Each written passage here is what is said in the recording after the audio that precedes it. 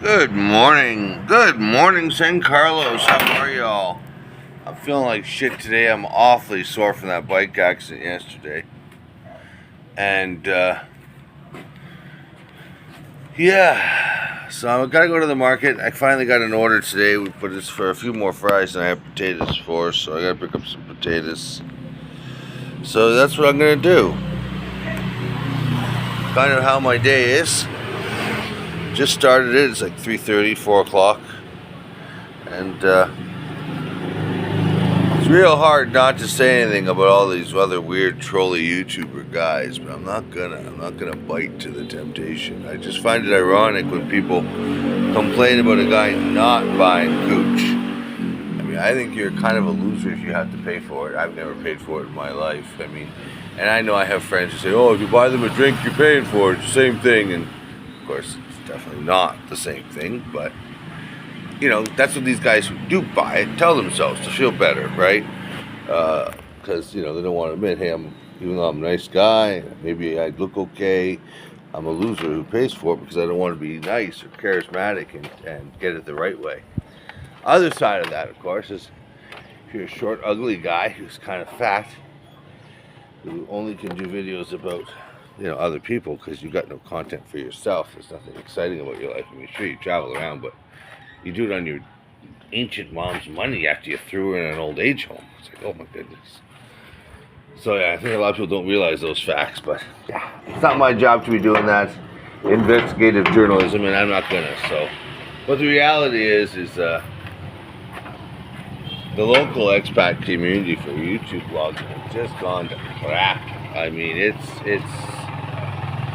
hard to watch. I'm gonna have to change my algorithm so I can stop watching. It sucks because there have been some new guys, because of the algorithm, who have come on my channel not come on my channel, but come across my feeds that I like, listening to their stories. But even now they're becoming, all they say is crap about other people. So, but enough about that. Like I said, I'm not going to be doing those kinds of vlogs myself. So, for me, I'm off to the market. I'm sore as fuck, tired as fuck. Oh. And, I have 3 days left till I go to Cebu. Still really fucking broke. That's why I'm doing this run. I'm going to spend my last change I have on a few potatoes so I have enough fries. I have a nice big order for tonight, so that will recover the money I spent on funds out of the rent. So at least now I get back caught up on rent, but I still got to figure out how the hell I'm getting to Cebu. I guess that's next on my agenda. And of course, I'm trying to avoid paying goddamn bank fees, man. They do. They kill you over here, these banks. You know, like my bank is easily getting 40 to 80 bucks a month in service fees off because they limit your ability to take out of machines to 10,000 pesos. And then sometimes the machines don't even have that amount, so you can start taking only 4,000 pesos. That's all the machine has. And then you have to go find another machine. It's just death by 1,000 bucks. And whether you're a brokey like me, I don't mind. I feel no shame in admitting that I'm broke, guys. Like, I guess that's part of the other delusion of guys that come over here who come over here. It's not just that you're antisocial people who could not do the actual life part of the West, but you're obsessed with your income, that you have money, and so you think that makes you better than the locals, you think that makes you better than other people, right? And I guess the only measurement stick is cash. But I also say to myself, but where did you get that cash, right? Yeah, some of them it's just they're so fucking old that, okay, knock the dust off your boots. You came to the Philippines and you got cobwebs and gray hair, but you're doing it. I didn't want to wait that long. One of my commenters was like, "Oh, you should have stayed home, worked on your 401k." What 401k? This is the 1980s. You know, a lot of you folks who are back home who are doing these investments so you'll have a good retirement, you're not going to get those things. That's part of the old game. Like, our local government is even going to start coming after equity people have built in their homes as a taxable thing. Like, I was already against the idea that you get taxed hard, and I mean hard, when you sell your home, your investment property, like the place you bought to live in, because like, what the fuck, you did all that for 20, 30 years, you sat and you ready to get some sort of gain out of it. And they came after that. And it was, oh, the rich gotta pay their share. That's what spoken by the homeless crackhead, right? Free check. Yeah, you're paying your share. That's rich.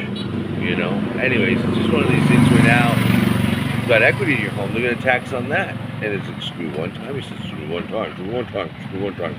How many times did the government say something was gonna be temporary? Income tax was supposed to be fucking temporary. Yet now it's still there. 100 years later, you know what I mean? So it's one of these things where any of you fucking idiots, and I'm going to use that term, fucking idiots in the West who actually believe if you are under 50, you're going to get a pension. You're crazy. If you're under 40 and you think you're going to be able to have things like 401ks and all that kind of stuff, no. Maybe real stocks, because you can sell and buy those at your own leisure. If the stock market doesn't bottom out every 4 or 5 years and liquidate your ass, because that happens. It's by coincidence all the time, right? But you're also going to have divorces. Didn't factor that in. And how much will your woman's lawyer let you keep? Very little. As little as possible. So you keep working your ass off over there playing the rat race in hopes that you either don't die before you cash out, can cash out, may have a pension, will even be allowed to leave. I mean, the last government was trying to do an exit tax. The new guy's talking about doing an exit tax of $25,000 Canadian if you decide you want to move out. You tax 25% of your Canadian pension when you come over and anywhere else, because why not, right? There's nothing you can do about it. That's why you can't trust these people. You can't keep playing the rat race for the end results. If you've got a great gig, I am so strong in my advice of diversifying to other countries. Buy places in other countries. Leave money in other banks. Do what you gotta do to make sure all your eggs are not in the Canadian basket. There's a great big fucking hole in that basket. And it dribbles all your life effort into it. So at the end, you have very little. Because also keep changing what a lot is. Every time inflation happens, that old guy who said, oh, I have $1 million. Yeah, in the 1950s, $1 million was a lot, Dr. Evil. This, now $1 million is not that much. I mean, I'd be happy if I had it, for sure. But I'm just saying, because I also know how to make up a dollar stretch. I came over here with less than $2K, and you know what I mean? But these other guys, these other expats who come over here and get liquidated for $300,000, $400,000, $500,000, or Canadian or American, with Filipinos that were scams or shit in record time, and they end up home and like, what the fuck is the matter with you? So it's not just that these guys don't know how to pick up women over here. A lot of them don't know how to deal with money, and so if you don't deal with money, it really doesn't matter how much you start with. You will eventually have none. Whereas if you know how to deal with money, if money is your friend, you have a decent relationship on how to spend and make it, you don't need a lot to start. You just need to make sure you always have some, right?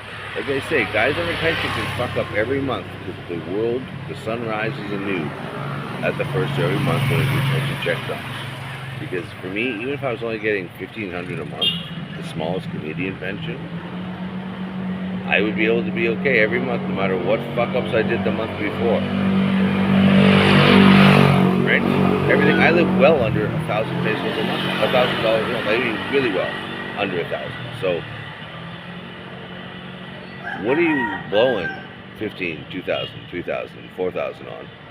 There's only one thing over here that costs that much, unless you're a gambler, and that's fucking women. But I guess that's gambling too, right? So, no, to these guys who want to hate on other people because they do not pay, I say you're doing it right. Don't pay. Yeah, I'm a cheap Charlie and proud of it.